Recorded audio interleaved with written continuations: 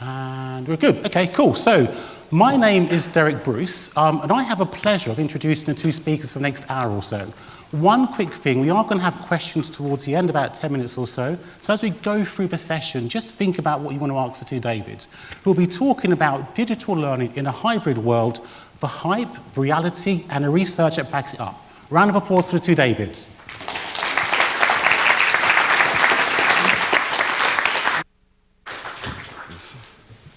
Good morning, everybody. Morning. Heidi, hi. So thank you for coming to our session. It's obviously always nice to fill out the room. There are still some seats at the front if anybody who's standing wants to venture down. We promise not to pick on anybody who's at the front. Okay? Hello, and another Learning Technologies. Hopefully it's been a useful conference so far, and hopefully we can help to illuminate what we see really going on in the market from a Fosway perspective. They say always these things start with a piece of comedy.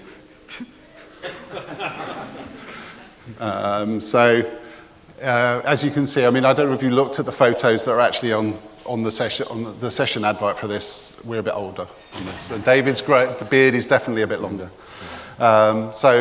Anyway, thank you for coming along. If you don't know who Fosway is, we're HR Industry Analyst.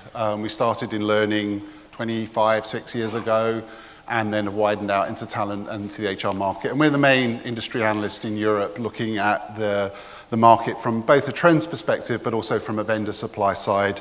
Some of you might be familiar with our Fosway 9 grids, but also the trends data and stuff which we've talked about. And we have a strategic partnership with Closer Still, who run this event, and also now obviously the HR Technologies event. And we've been working with them for about the last 10 years to also research you as an audience and to understand what you're really doing. The data we're going to talk about is a mixture. So from a timing perspective, we're still in the process of running our what we call Digital Learning Realities 2023 data. So we've kind of picked a few snippets of that to include in the presentation today. So it's a mixture of some of the 22 data, some of the 23 data, plus our latest 9 grids that were announced earlier this year. So hopefully it's a kind of fairly contemporary view of what's going on. The slides will be available from Closer Still afterwards. By all means, we always have people taking pictures of the charts and stuff. It's unapologetically, there's a lot of data in what we're going to talk about. There's charts and so on. There's also at the end, we'll give you a QR code link, which will take you to a place where you can kind of register for access for them, or you can actually go downstairs to the Fosway Analyst Lounge in the exhibition hall, and they have a QR code that you can use to actually download the slides directly, network bandwidth allowing. Anyway, let's kick into it. I think one of the things that we want to do before we get too far into talking about the technology and the vendors and so on, is really to kind of anchor this. And if you've seen us talk before, you'll know we try and do this on a pretty consistent basis, is what is really driving the forces behind some of these things and what's going on. So just kind of a sense of really perspective in terms of where we see companies and what they're really doing. I think that's really important. And if you go back to the title of the session, there's so much kind of hype and noise. You go downstairs and all the vendors being all things to all people, understanding what you're trying to achieve and then understanding how you can achieve it is really important. So anchoring that a little bit in terms of what's going on in the business, I think, is quite important. This comes from our HR Realities data. So this was published in November, so it's about 6 months old. And we've been running this also for the last 10 years or so. Every time we've run it, the number one driver for companies that were involved in the research, so these are typically European headquartered enterprise type organizations, has been increasing performance and profitability. Unequivocally number one every time. About 3 years ago maybe, suddenly business agility, actually probably about a year or so before pandemic, business agility kind of appeared in the top 3, and then now it's number 2, and it's been number 2 for the last couple of years. Except this year, where suddenly skills has elevated itself up and appeared as the list of the top challenge for organizations. And I think that's an interesting reflection. So this data is at the early stages of what you'd call that economic climate change, the economic change, inflation, really raging inflation, companies starting to look at potentially recession economy decisions, headcount reductions and so on, and obviously that's increased a little bit over time. But the skills piece is a kind of massive challenge for organizations, and every organization we talk about. It doesn't matter whether the skill means highly skilled knowledge workers or people to drive buses, they will have a kind of skills challenge around that. But still behind that also, what's really going to drive the performance of your organization, maybe in a more agile, more resilient way going forward. So I think there's some kind of really important points around that. The other obvious factor is, like, so after the pandemic, work is different, right? Where people work, how they work, maybe when they work is different. And you can see here, 92% saying it's with difference. You've got significance, 3/4 saying it's significant or more. That's not really a surprise to anybody, I'm sure. And obviously that whole shift to hybrid for many organizations is still a massive unknown. They've gone from being nobody in the workplace to everybody back in the workplace to maybe you should be there 2 days a week or 3 days a week. People working for companies who were always remote are now being told they have to go in the office 3 days a week because the company is trying to shift the workforce that used to be in the office back into it as well. This is still a huge area of uncertainty for companies. And obviously it massively impacts our focus around when we think about the use of these technologies.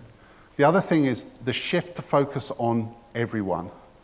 The frontline worker has become through in pretty much all of our research as being a critical focus for everything. The person driving the bus, the person opening the door in the shop, or whatever it is. Those people are now included in this process. We're not just focusing on technology for knowledge workers and basic compliance thing for everybody else, right? We're thinking about everything being digitally enabled. What does that really mean?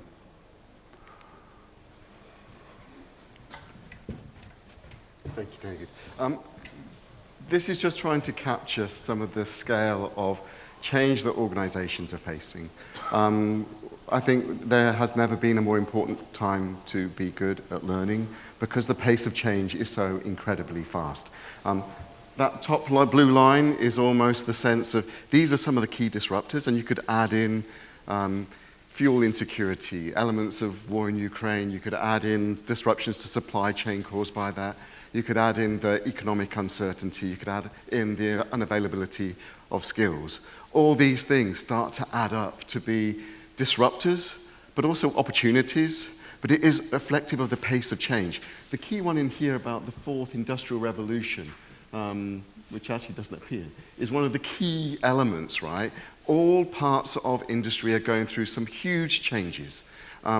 Just to ask a quick question, has anybody heard of additive manufacturing? Yeah, a few people, hands go up. Anybody heard of industrial 3D printing?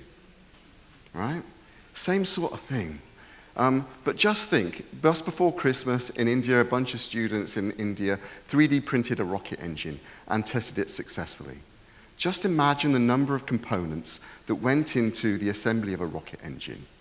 That is just one example of how potentially a huge shift in technology drives a huge shift in organizations. Because if you can get into 3D printing, what happens to logistics? What happens to distribution? What happens to manufacturing? What happens to assembly?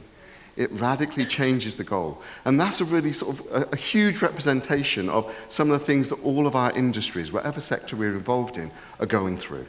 So this sense of huge change is changing the landscape and expectations of individuals, and it's making HR change to focus on the employee as well, despite the pressures of the economy. So all these things down the bottom, things like having purpose, belonging, and advocacy, having a sense of long life growth and resilience, all the way through, empowering organizational agility, things like skills, capability, and bridging into that future. And again, maybe a question for you to think about is, are you ready for that future? Do you know what that future looks like? Have you done an audit of the skills that you have today that would enable you to bridge into tomorrow? these are some of the fundamental questions that many CEOs are thinking about to say, actually, no matter where I am in almost the organizational life cycle, whether I'm emerging, starting, whether I'm mature or fading out, I've got to try and wrestle with creating a great place to work that encourages and attracts the best talent and enables us to survive all these disruptions. And that is really crucial in terms of creating maybe the sense of me experience. But just to give you this sort of sense, like just that sense of hybrid working, we've got 48% who say they've significantly changed their L&D approach because of that hybrid audience. Now, for most of us, that hybrid working, whatever balance that's going to go through, is going to remain the same. We're still never going to get back to all being in the office, and that has long-term implications on the sorts of systems, the sort of training that we offer. Again, a quick question for you guys. When you work in the office now, do you still do Zoom calls, or do you actually work together? Again, I'm just curious about who comes into the office to speak to the person next to him on the desk because you're doing a distance call with everybody else. Yeah, it happens, right? But how we actually work together, we haven't really rationalized what that means for us, but that creates a great learning demand and a great learning need if we want to be a great organization, high-performing and great at what we do. So this is maybe representative of all that change filtering down to give you a sense of the scale of challenge that many organizations feel they're under. So if you feel as though there's a skills gap in your organization, if you feel as though skills availability is a struggle, it's not just you, it's most organizations. And this is from last year, 2022, almost 80% say they've got significant skills gaps. So in order to be the market leading, the future innovative organization that still is a market, actually most people aren't in that place. But wouldn't you want to work in the organization that says, actually, we don't have any skills gaps? Because we'll be the ones that are leading everybody else, first into market, the first to make those bold moves.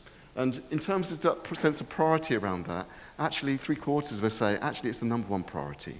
So if it's not your priority, maybe you're in a good place because you've already got the skills, but most of us haven't got that luxury. The challenge, though, for L&D is if you said, are you good at developing skills? Are you great at building a learning culture? Are you great at business improvement and amazing at business transformation? What the chart's telling us is that typically under 20% would say they are really good or very effective at delivering that sort of learning strategy. If you say compliance, you're only good at compliance, actually, well, maybe 50% on the button say, yeah, we're pretty good at compliance, we can do that. But all the things that really matter to the business, at best, we are maybe quite effective. But the thing for me is, should we be quite effective? Should we be very effective? If you went into the sales team and said, are you okay with us just having quite effective salespeople? Yeah, I think you'd get that reaction from your sales director. And I think the bar needs to be set high for learning departments too. We need to be really effective at driving a learning culture because that's the only way we're going to survive all of the change, all of those blue lines, plus the availability of skills, plus the disruptions that are coming, plus the fourth industrial revolution, which is snapping at our heels. All those things come true. And actually, even around personal development, let's have a look. That's about 25% say they're very effective. So whilst we may be good at maybe some transactional things, these are the things that matter to our stakeholders because without delivering these, we have no future business. And I think that's one of the stark warnings about where this goes. So, where are companies really focusing on learning technology? Well, actually, when you ask people about what's happening with their spend in 2022, actually it was quite a good story about learning. Yeah, the whole economic climate hadn't quite turned as gloomy, even though CEOs thought it was going to get a bit worse. And overall, we had maybe under 10% who said, do you know what, my budget's going to contract. And for learning overall, about 40% said, my budget is growing. Now, I'm curious about, again, maybe we won't do a hands up, but is your budget growing now? Maybe it's static at best. And just to sort of go through this is the preview of our 2023 results. And the climate is very different, right? So you've gone from 10% saying, oh, we're going to expect a decrease, to 23%. And rather than 40% expecting an increase that it was last year on the learning budget, we're now down to 28%. So the sort of overall swing, the momentum is slowing. And the big number in the middle is the people who said, we're staying the same. Now, if you're an optimist, you can say, well, actually, it's not a bad story, because it's only a quarter of us who are feeling the break. But actually, that break does exist in our buying behaviors, and quite often it's starting to come out in our expectations of what we want. Everybody always says, I want more, and I'm going to spend less. And that was maybe one of the reasons we went to more digital learning. But what's happening now is, actually, digital learning gave us that initial benefit. So I need it to give me even more now. I need it to be less as well, because the pressures are to spend less. So that's where we're sort of filtering through. And just to give you a sense, actually on the digital learning side, 2022, really positive.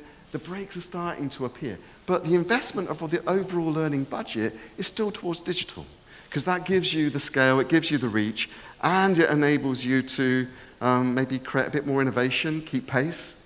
And there's a lot of innovation that's also coming within that spend as well. One of the interesting things is people don't like outsourcing.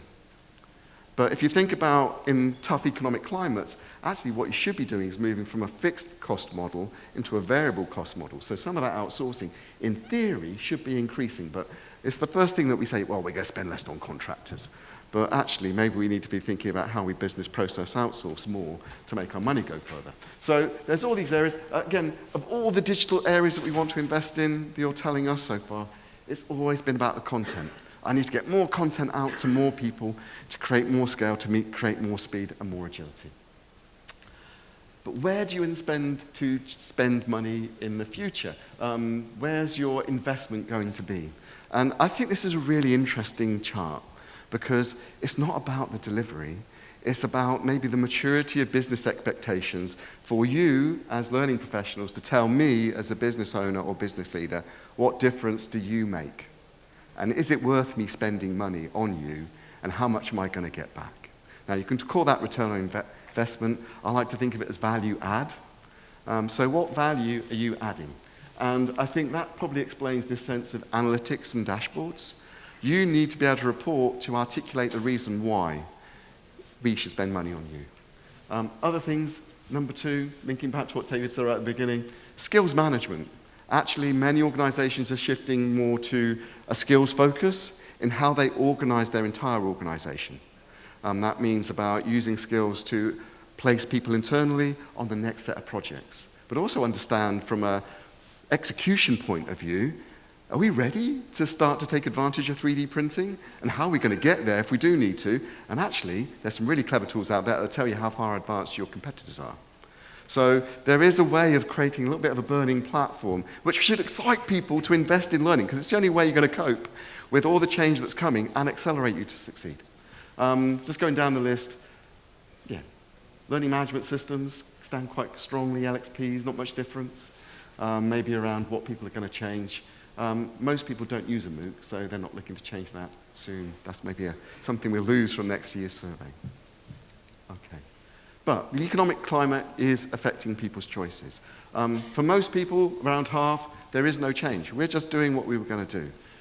For 10%, pretty much, they're going to say, we're going to speed up, because actually this economic squeeze means that we do need to invest more in technology. And then there are people saying, do you know what, we're delaying investment. I need to build a stronger business case for this. Or actually, there's just no money. And then there's a very small number, which is, again, quite on the optimist side, of only 4% who say, we've stopped investing. We're not going to do any more. We've got enough. So the push and the gravity is towards digital learning. And just to say, that doesn't come without some consequences. And this is a chart from last year, and we'll share one, maybe let's skip on, to show you how it compares with this year. Basically, we asked, how much is digital learning fatigue? So just people going, oh no, not another bloody learning course online. How much is that an issue? And almost people, the same number as last year, are saying it's more of a problem. So we need to think more about than just delivering the page-turning content, the predictable go through it your own. We need to think differently about what that learning experience might be and how we might empower that using technology. It's not really changed at all. Even sort of like the less of a problem, 14%, 17%. Very similar, but this is a systemic issue. So if we're expecting to do more with learning technology, we cannot keep doing the same thing if we want people to come back and consume more of it. And I think that's driving some buying behaviors in the organizations as well. But overall, I think one of the most amazing things, and digital learning has been around for 20, 25, 30 years, maybe longer, depending on whether you wanted to use a CD or use the online.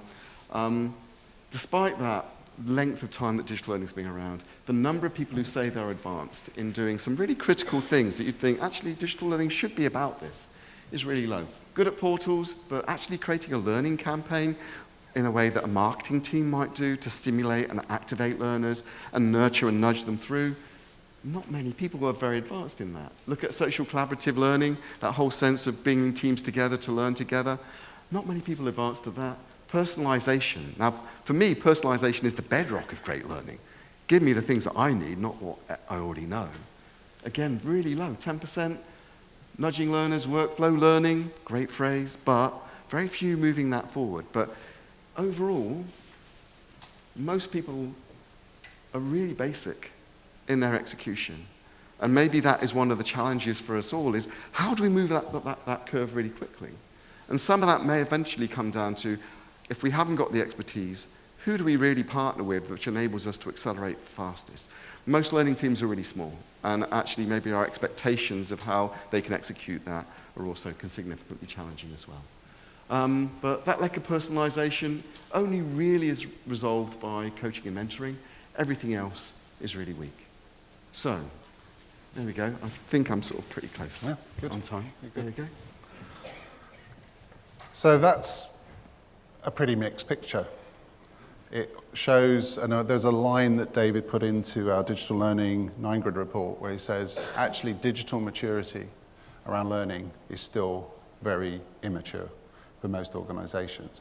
And I think when you're starting to think about digital learning being not the only game in town, but the lead game in town, everything else everything becomes a digitally enabled learning journey, everything becomes digitally supported programs, everything becomes or digitally delivered in its own right. Being a low maturity organization around this is obviously leaves lots of challenges. Now, we talked about skills a few times, and skills is a huge conversation that we have with the corporates. Pretty much every large corporate that we are talking to is trying to work out how to make skills work in their organization. And I emphasize that statement. They are trying to work out how to make skills work. They recognize the value of the story. They understand the speed at which the skills story is changing. They are, from a learning point of view, probably coming at this from the point of view they assume they maybe historically owned that topic. But what they've suddenly realized is that in the company now, they don't. And in particular, one of the things that we're seeing is a massive, I describe it as a land grab from HR, from the wider HR processes and functions, from recruiting, from talent, to own the skills story. And that's reflected both in terms of the strategic conversations in many companies, but it's also reflected in terms of the technology conversation as well, and how companies are looking to put that together. So I wanted to sort of talk through that a little bit. So one of the reasons for this is that HR gets it. HR gets the skills story. It understands, it's heard the C-suite talk enough about skills challenges to know that it needs to step up and do this. So 90% of all think that skills is critical to them. And obviously we know that there's a big focus around the employee experience and how that ties into that as well. So skills is important both as a business topic, but also from an employee topic as well. And HR definitely gets that now. When we think about HR, there is a tendency to think about the HR system.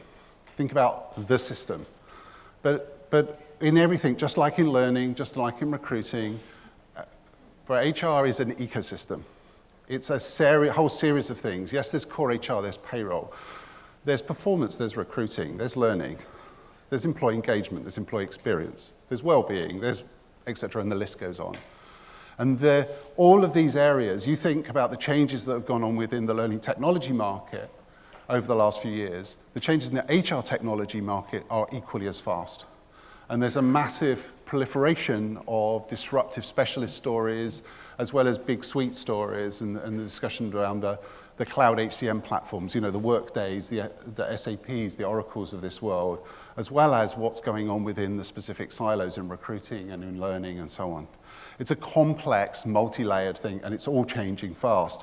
And skills is at the heart of that story. A couple of years ago, we actually made skills a foundational piece of the HCM model.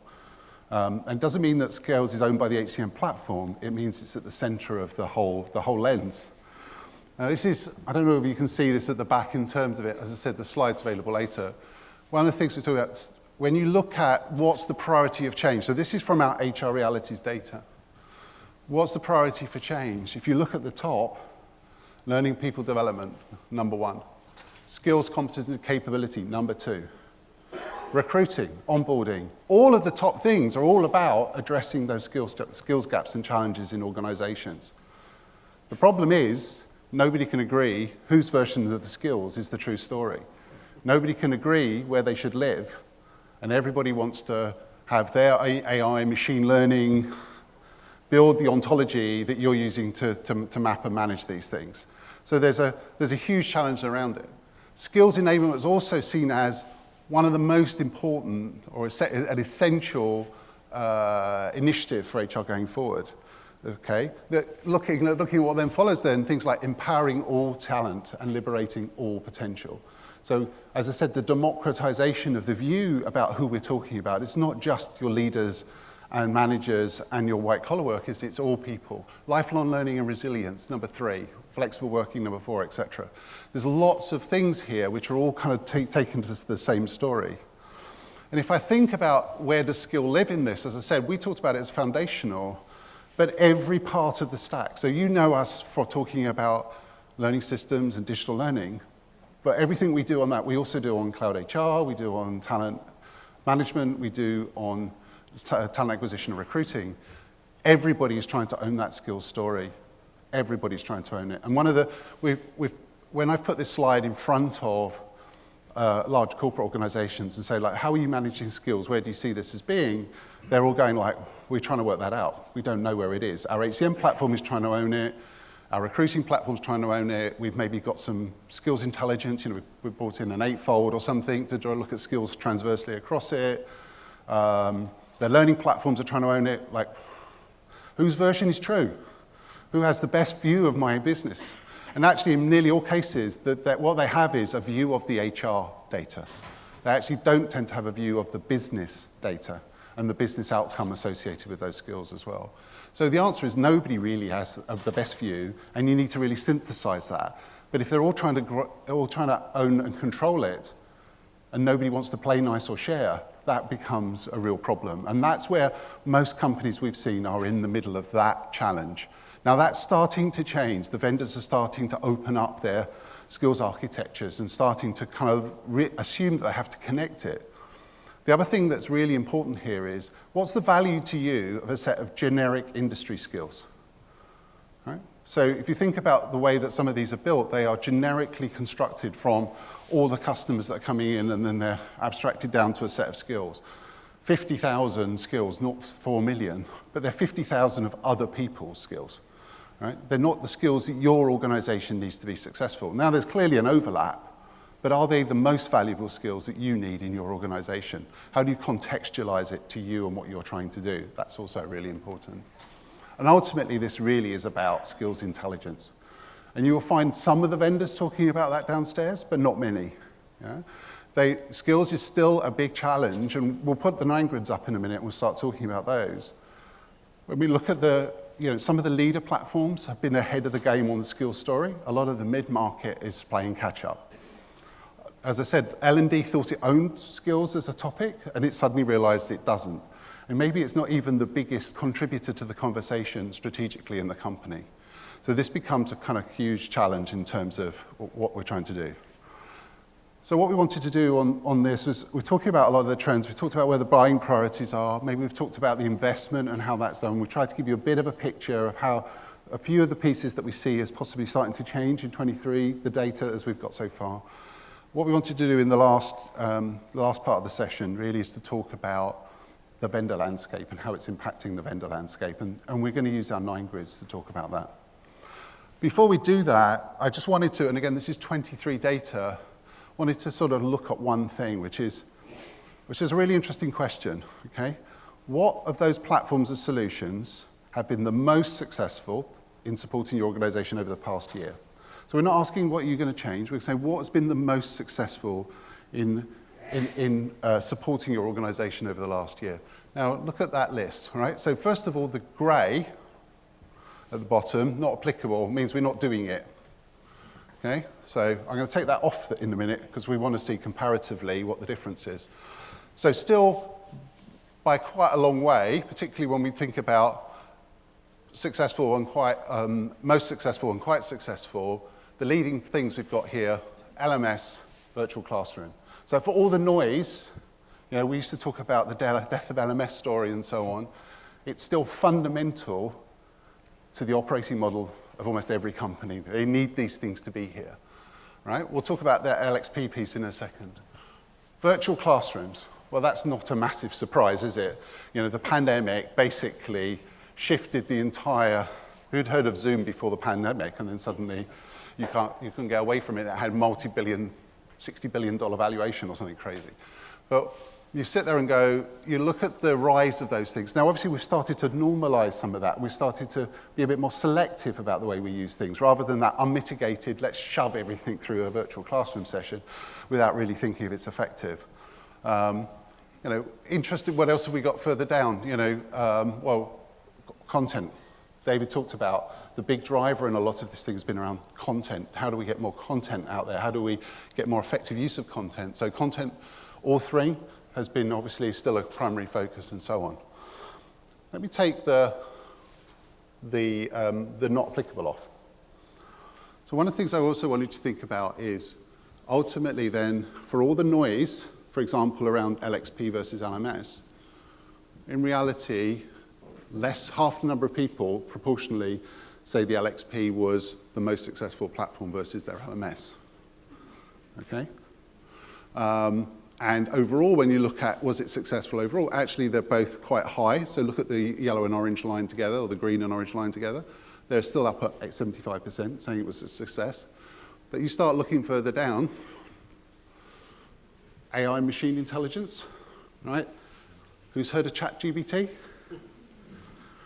The noise, the absolute tsunami of change that's coming because of what's going on with AI. Right? And it absolutely will impact all of these solutions, as well as some of the things you're doing internally. Organizations aren't ready for that change yet. They don't actually understand the consequences of it. But actually, in reality, when I look at down here, you know, we've got more than half of people saying it's one of the least successful things that they've done. So we really need to understand that journey and to chart through it very carefully. We cannot avoid it. We have to engage with it somehow. From a learning systems perspective, so we're going to talk about learning systems in the digital learning 9 grids now. Learning systems perspective, it's really an evolving picture. If you read any of our research around this 4 or 5 years ago, one of the things we talked about was trying to blow up the myth around the LXP and LMS and what were they really and how was that going to change. And ultimately what we found is, you know, what companies are looking for is modern learning systems that support their modern workforce in modern ways rather than outdated ways. You know, not just training booking systems and so on. This is our top level view of our functional model that we look at when we're assessing learning system vendors. And as you can see, kind of it's fairly equally weighted here between the experience, how we provide experience, how we manage learning, how we develop people, how we support learning in the workplace and particularly around operational performance, and then some of the underpinning stuff that connects it into the outside world and how we manage it. This thing gets reinvented each year. So we always look at it. We did a massive change in it 2 years ago where we completely blew up a whole bunch of experience-related topics, intelligence, skills, programmatic, and so on, things like this. And then we re-injected it all back into the model. We tweaked it again this year around it. So we constantly zero-base this process and how we look at it. And then ultimately that then drives a kind of different view of the priorities around the way we look at the LMSs and the learning systems. The key thing here is that what we still see is a heavy push. And if you look at this, you know, there are squares, specialist applications, specialist solutions, but there's still really the anchor pillar for most organizations of their, is still what you might call their learning suite now. So is it an LMS? Is it an LMS LXP? Is it an LXP with an LMS? Is it whatever it is? This is a constant thing. You know, the reality is the LMS vendors were never going to allow the LXP vendors to cut them off from learners. Right? That was always going to have a limited shelf life. So all the LXP vendors then had to reinvent themselves as something else, like skills platforms and other things as well. That doesn't mean learning experience is not important. It's hugely important, right? But it's not necessarily a completely separate topic. It's part of everything else as well. So that's what we've started to really see. And this 9-grid was published in beginning of February. We still see at the top level, the big battle is between HCM, Workday, SAP particularly, and Cornerstone. Cornerstone, you can't fail to recognize as sort of seemingly acquired or gobbles up. It's the sort of Pac-Man of the large enterprise learning. So it bought Saba, it bought SumTotal, it bought Edcast. And really kind of occupying that space in terms of, from a non-HCM point of view, the dominant large enterprise vendor with multiple platforms and strategies. But they're also pushing a lot into skills. They're also pushing into opportunity marketplaces. They're looking at the whole kind of growth and people agenda. Degreed, we moved for the first time into strategic leader. To some degree, that was because of the absence of anybody else at that level, right? When Cornerstone bought Edcast, that was the main LXP head-to-head. Regardless of what you see downstairs, at large enterprise level, that was the main head-to-head. And to some degree, it still is, but obviously Edcast is now an extension of Cornerstone. And then what you see in the middle is a massive maze. It's hugely crowded with lots of new players, lots of companies, some companies you won't have ever heard of. There's a lot of private equity money that's been invested behind the scenes here to make some of these mid players very aspirational. But you see companies like Docebo, Learning Pool, growing very fast, 360 Learning from France, growing very fast, and so on. And then you see some legacy kind of players. This is, if it also looks like some of the names you don't know on here, this is very much, we try and make this very more of a pan-European view as well. What we're looking at is who is serving the enterprise audience well, and what are they trying to do. So there's a lot of changes around here. There are also some key areas of disruption we've talked about. And there are, so around skills, is being really the big topic, around content intelligence and things like that, that type of area. And a little bit around the learning experience story, okay? But in some ways that's been embedded now in pretty much everything else. We'll talk about digital learning. Yeah, so we also have analysis of the digital learning market. And what we try to do is think about this in two ways. One is through the sort of organizations that can be a digital learning partner for you in the broadest sense. So they can offer learning experience design, they can offer you platform, they can do the consulting that makes sure that you have the right sort of solutions and execution for you. They provide the back-end services that maybe are the operational back-end for deploying and executing a system or a solution or entire program for you. And also a level of thought leadership. So that sense of curiosity being a theme in organizations, that is also part of how we think about digital learning providers.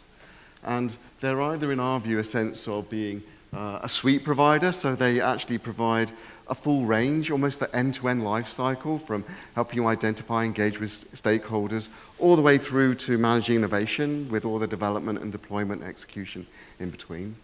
Or they're specialist providers, so almost narrow in on one particular dimension of the digital learning market, be that things like off-the-shelf content, be that digital adoption tools, be that language training, for example.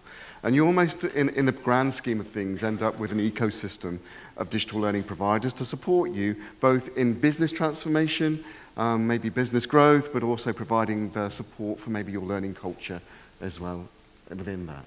Now, within this grid, there's, again, the two differences of suite and specialist. The suite providers, giving you that whole view, are the ones marked in circles, and the ones in squares tend to be more specialist providers. And what you have, to some extent, in the top layer are providers who are maybe better suited to super large enterprise customers with the experience of working with those large international European clients. So you get people like GP Strategy, Skillsoft. They tend to be in that sort of zone of people who always appear when you ask corporates who they're using, especially on that large international scale, are typically in that place. Whereas ones in the middle, again, there's a slight sort of a preponderance of providers then who maybe don't have the geographical reach or the sophistication around some of the range of things that they can offer, but really great solution providers. And then the ones down the bottom being maybe a little bit more niche, a little bit more targeted, potentially being a little bit more out there, a little bit more innovative. Somebody you can go to offer maybe a different type of quality, different input, maybe different thinking as well. And I think the key themes around this that we sort of picked out before was the digital learning maturity is low. So if you're an organization that's looking to find a partner, if you're a smaller organization, trying to partner with some of the biggest means you don't necessarily always get the best results. Because you need a partner who can work with you rather than somebody who pushes you around. So that makes a difference. There is some resilience to digital learning investment, and we're seeing typically around the high performers sort of growth rates of within the industry of between 15 and 25, 30% for some of these providers on the right-hand side. So they're doing really well. The ones who are maybe a little bit laggard in their growth are keeping pace with inflation. And that's also part of the cycle of organizations. So they tend to go through a bit of a burst. They take on lots of clients. Then they try and cope with the volume of work they've got. They don't look for so much work. That sort of dries up. Then they go into a surge again. Trying to find and scan the marketplace, not only for the organizations that are right size for you, but are also in that zone of saying, do you know what, we're really keen to get some more clients again because we want to be busy again. That's leverage for you to get more out of them. So try and understand where they are on that wavelength is really important.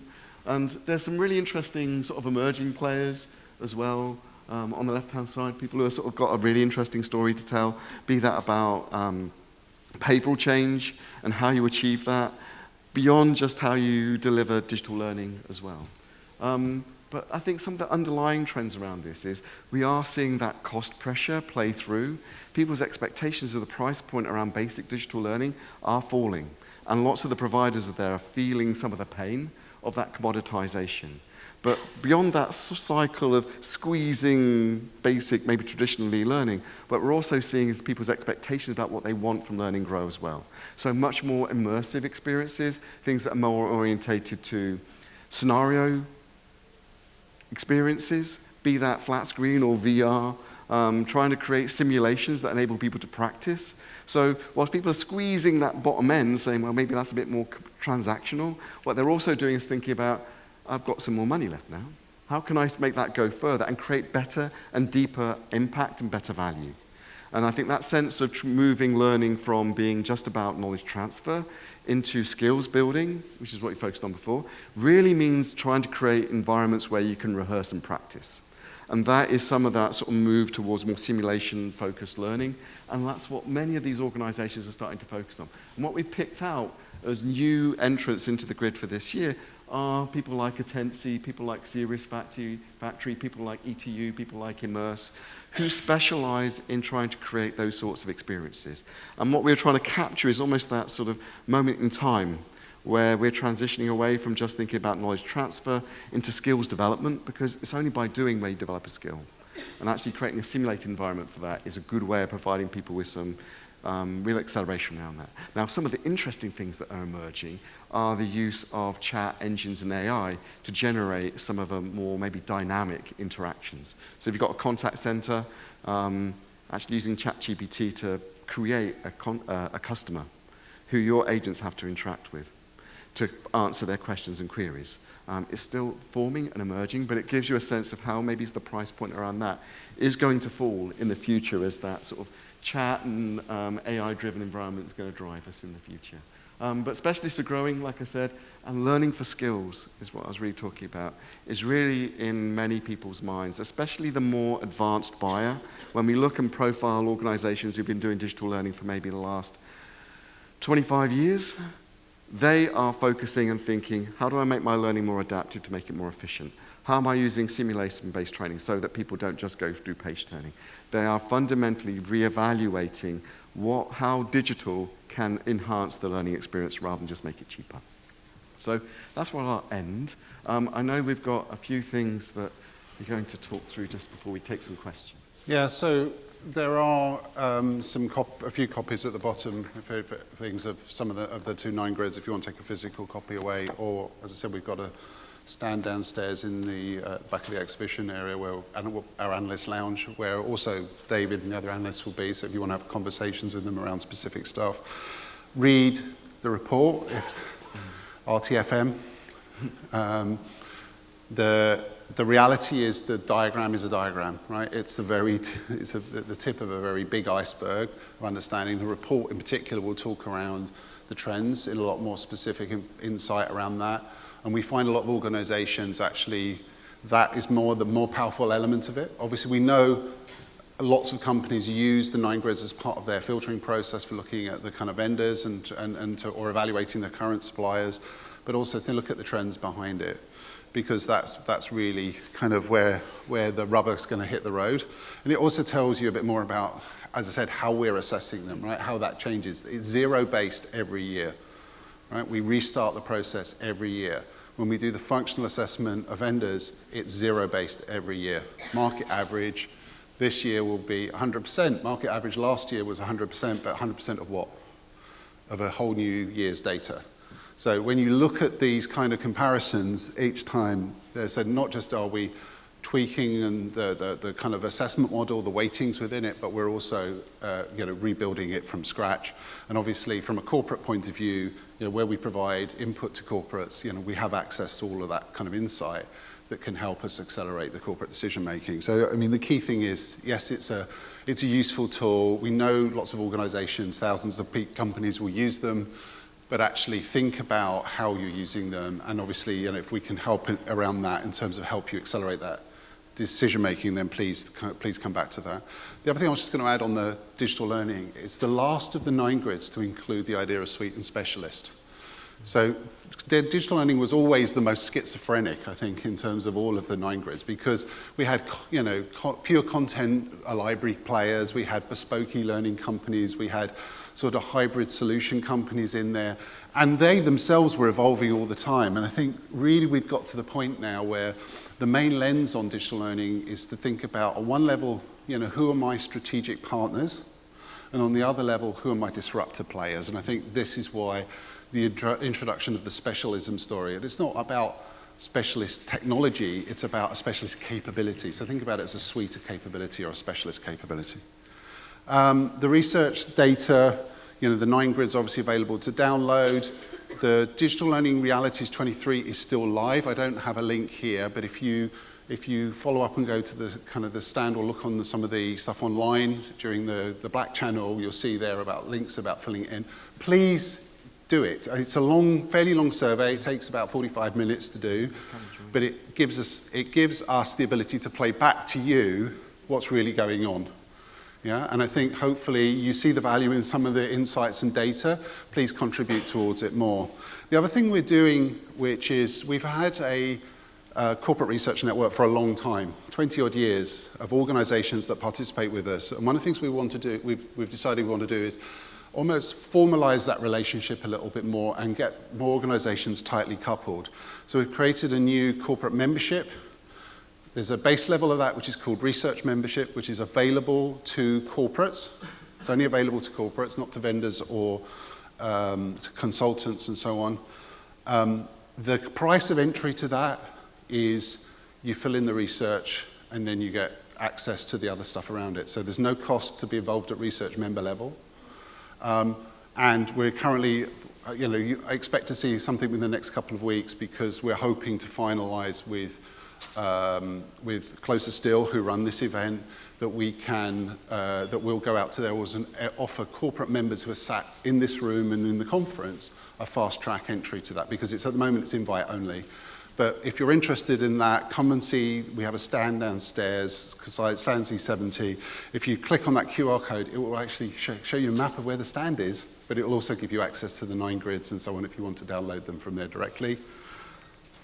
Thank you very much. Hope you found that interesting. Happy to have some questions.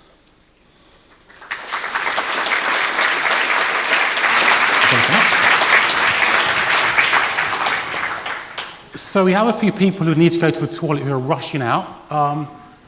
We have a guy just here. So the question lady is whizzing her The way question lady. to the guy with his hand up.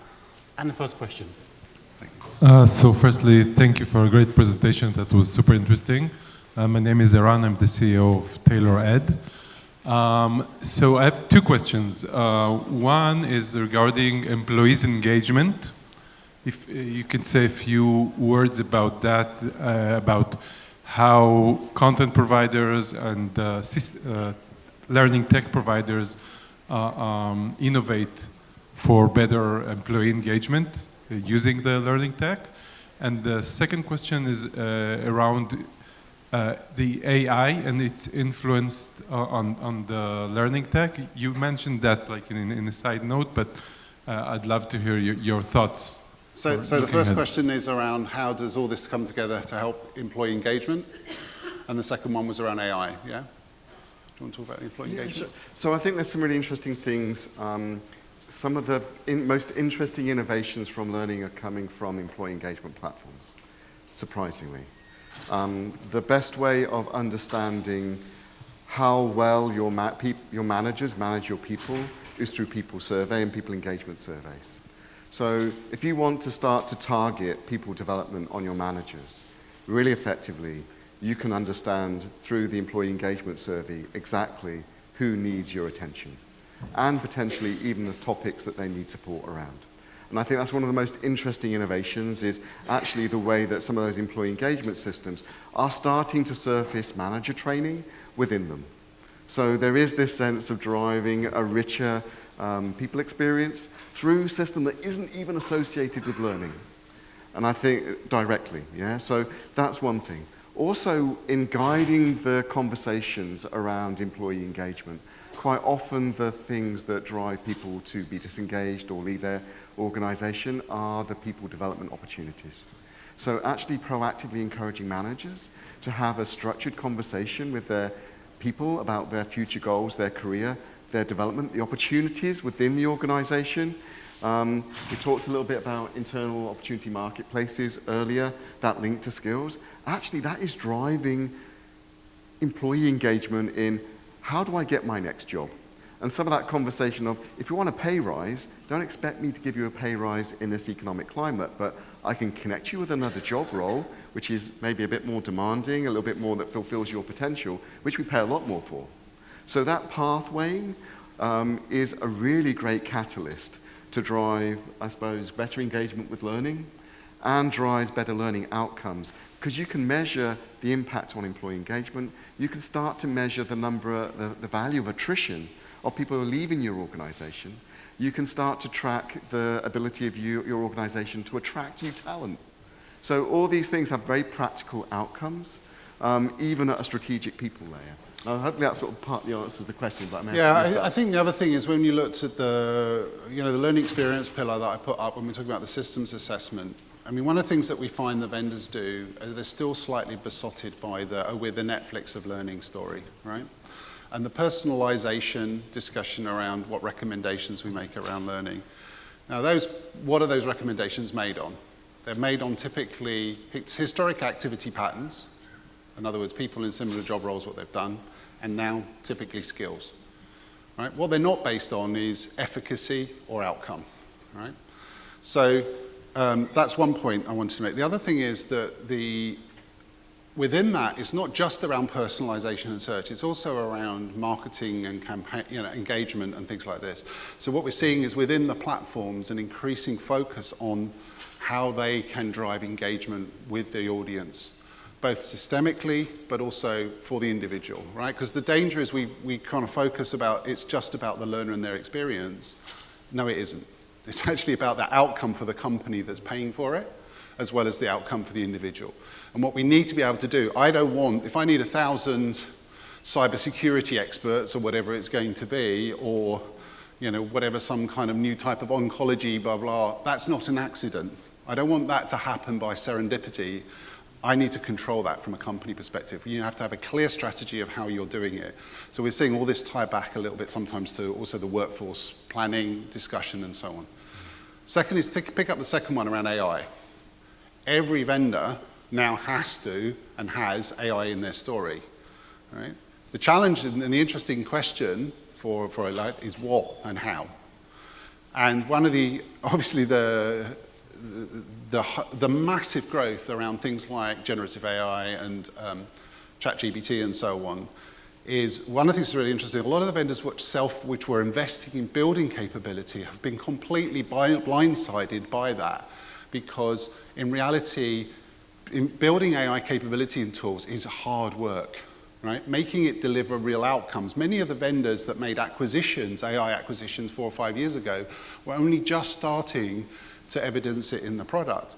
And then suddenly everybody's coming along and just bolting a ChatGPT interface into it and potentially bypassing the whole process. Right? But the point is we don't necessarily understand what is good, what drives effective outcome yet. So, and I would say generally what we find is from a corporate perspective is almost none of the corporates think they're ready for it. They don't really understand the consequences of where it is, but every vendor has it in their roadmap, right? And many of this stuff is being turned on automatically. It's also being embedded into things like Teams and other kind of stuff as well. So this is a really interesting point in time in terms of understanding how that plays through. There is no doubt that AI will infect almost everything to some degree. The question is how and with what value.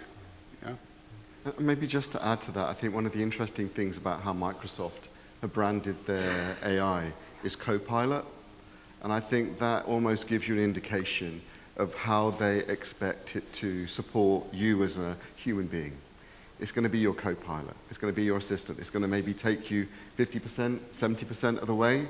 You're going to become the editor and the final approver in whatever it generates.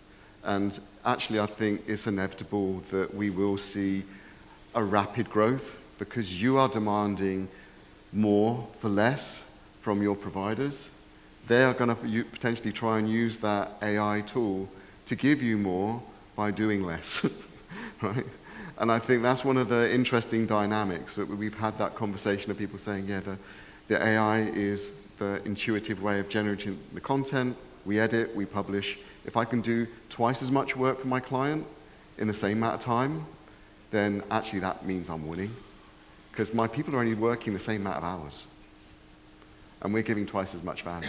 And I think that's one of the interesting competitive points. The other thing is just how AI starts to be part of a relationship point. How it nudges, how it understands and nurtures you to be engaged in learning. And I think that's still to be explored.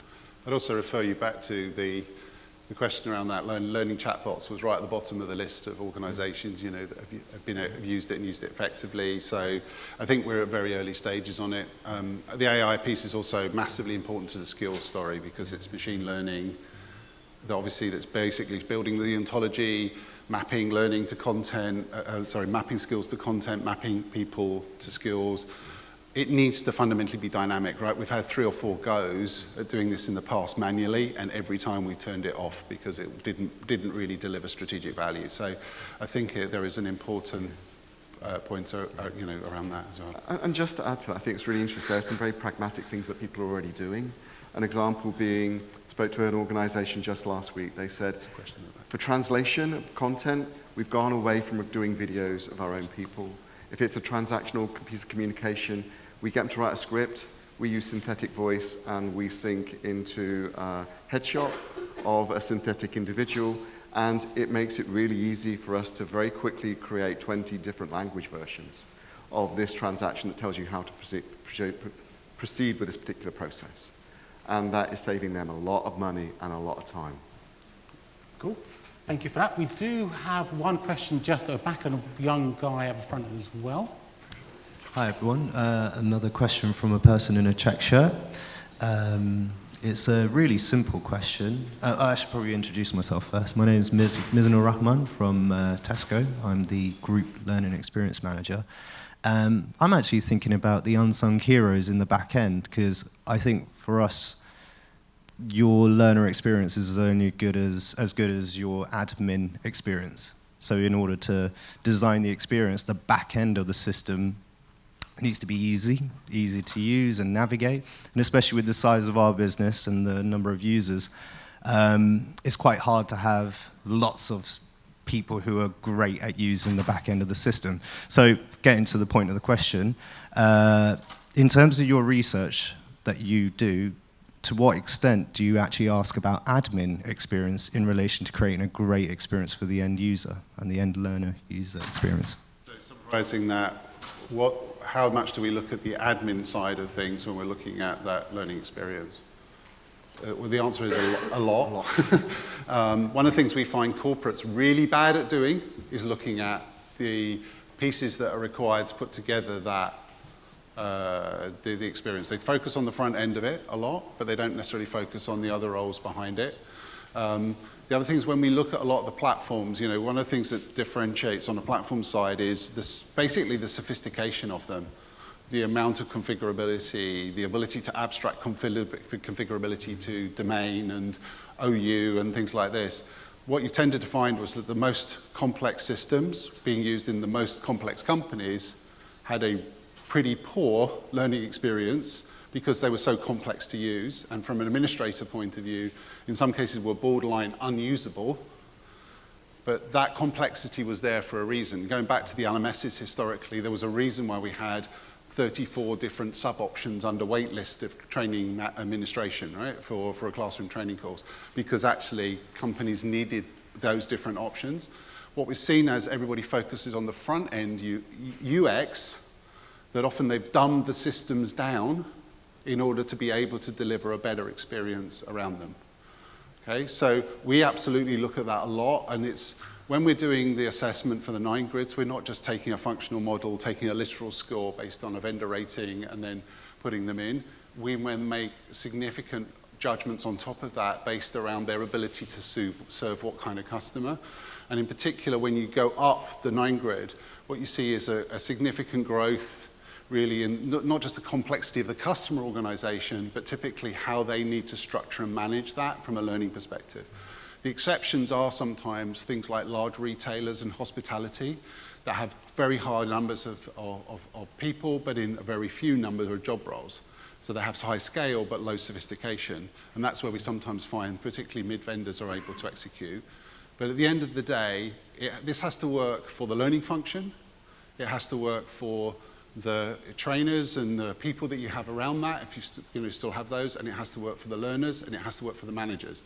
And all of those are really critical to actually creating an experience that really works.